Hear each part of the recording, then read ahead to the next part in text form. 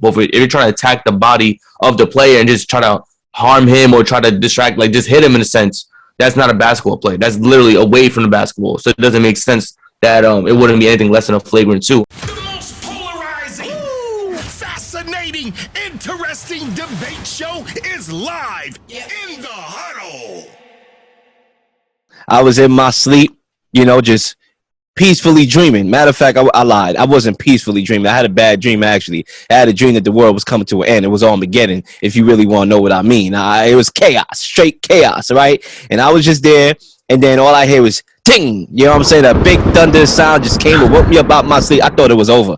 I was like, it's a wrap. I hope I did good the day before, because I'm like, man, oh man, it's a wrap. It's clipped. But you know what? It was a little thunder. It stopped. I went back to sleep. I got back up, and I'm feeling like the man today with a plan today. And man, we got a plan. We got a planned out show. We got an agenda to remember, and it's going down today. I mean, the NBA playoffs just keep getting better and better. And yesterday was a microcosm of my statement that I just said, like literally 10 seconds ago, about the NBA playoffs getting better and better. And man, the sports world is about to blow up. Ladies and gentlemen, it's going down, and we might as well kick it off with our first topic that we have here on today's agenda. The Warriors rally in a thriller over the Grizzlies 117-116 and overcomes a Draymond Green ejection, controversial ejection.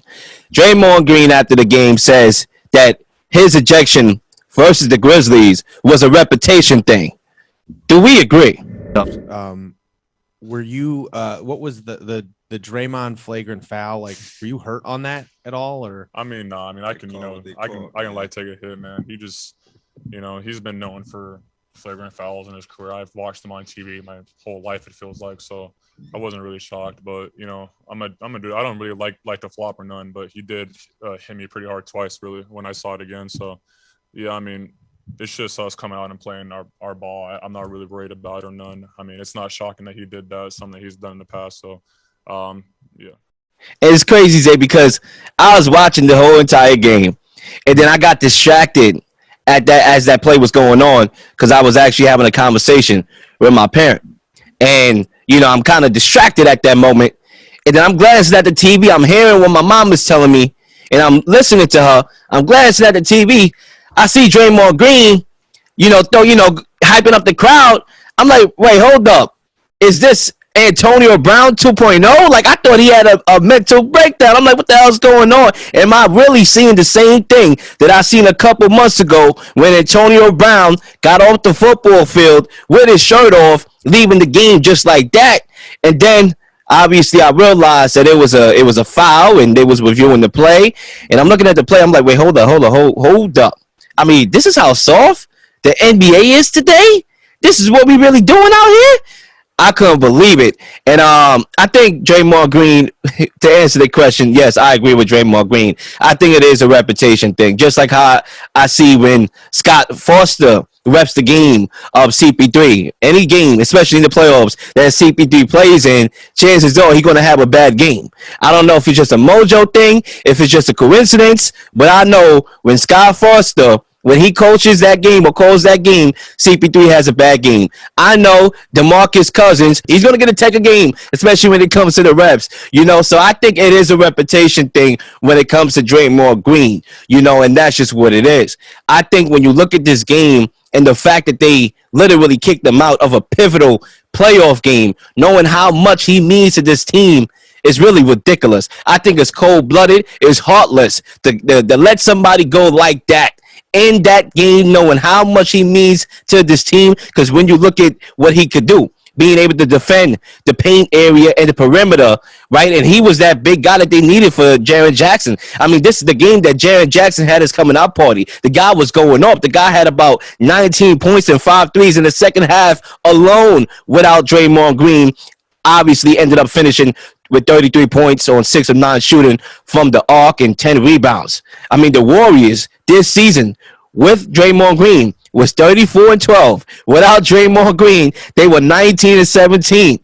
Okay, let's not forget what he does on the offensive side of the ball, being able to play make and read the field, read the court, and able to make the right plays. And that allows Jordan Poole, that allows Klay Thompson, that allows Steph Curry to play off ball, and they roll through Draymond. Draymond Green is a facilitator and the engine of this offense. So to kick him out over something that was just pity pat to me was ridiculous. And then after the game, to see Brandon Clark go on this little tirade about his pass and pass fragrance, I thought it was weak. It was a weak move by himself.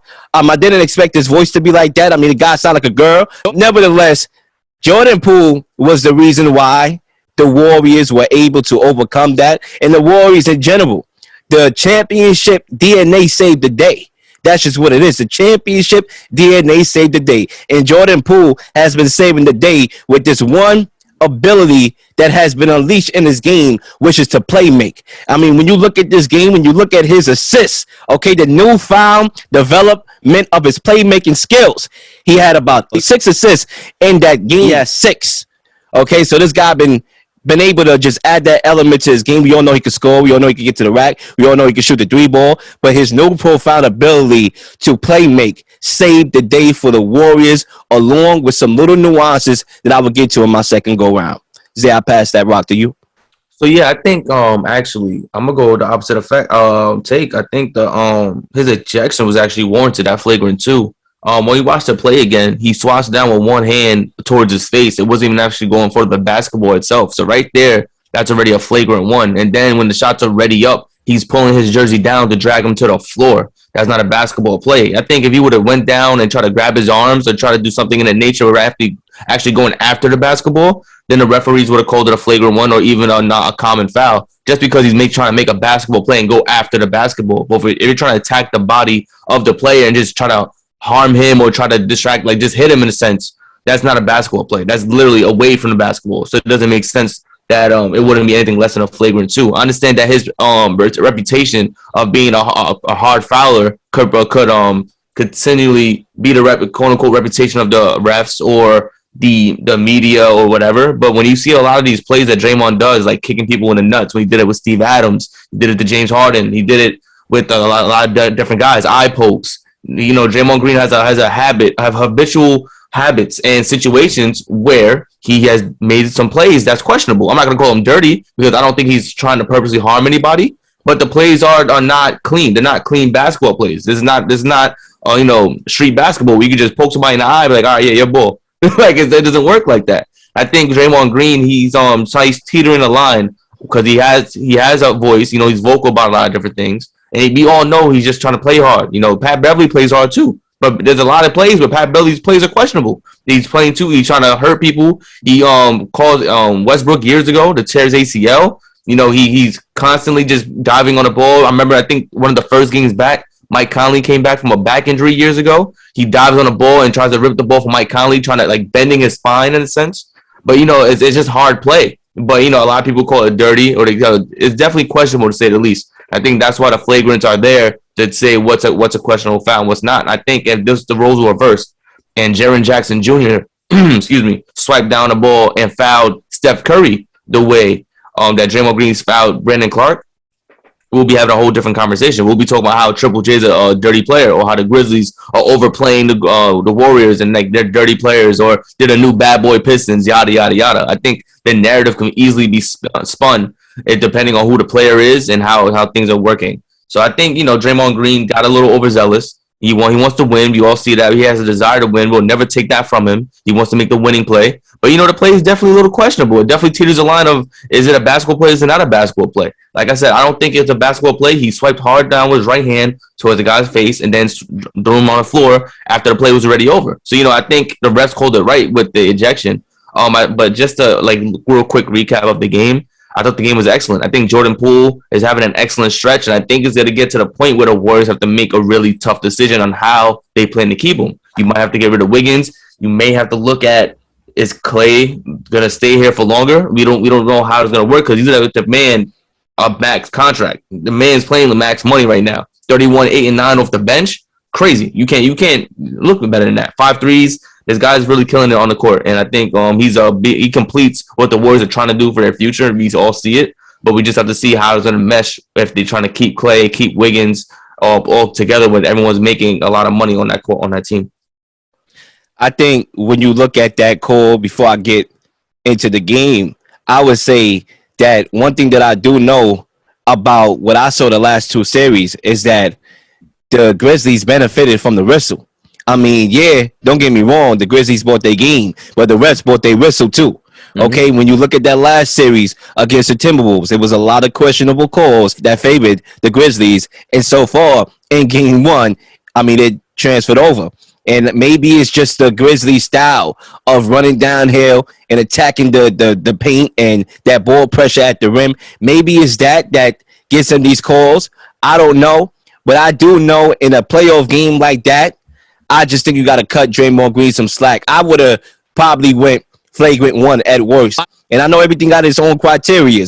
But I think right there at that pivotal moment, to watch some good basketball. The game was off the meat rack. I mean, I just want to do it. I know I wouldn't have done it, but they did it. And I think it's because Draymond Green gets that reputation and they want to make an example. Now he's one more flagrant two away from missing another pivotal game. When we all know in that finals, I always say this, no shot, against Cleveland.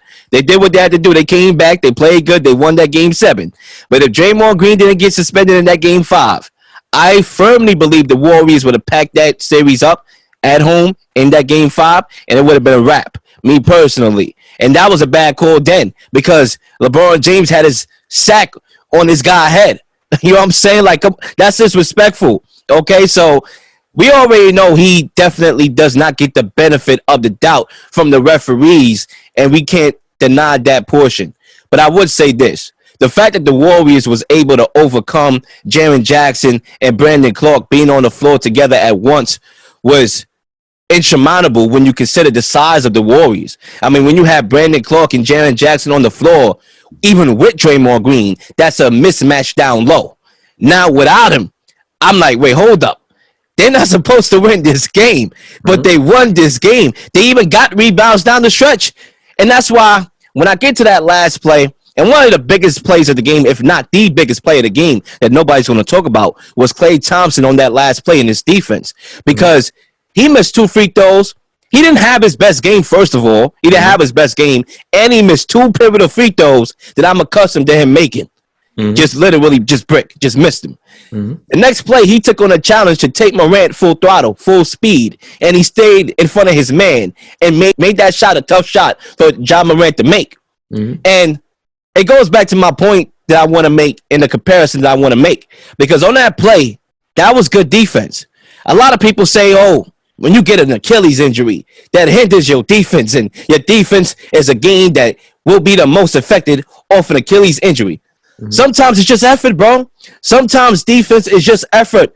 I seen the last play of the Celtics and the Nets and Durant, who obviously came off an Achilles injury. He's looking at the clock, lost sight of his man, and guess what? The Celtics won the game at the buzzer.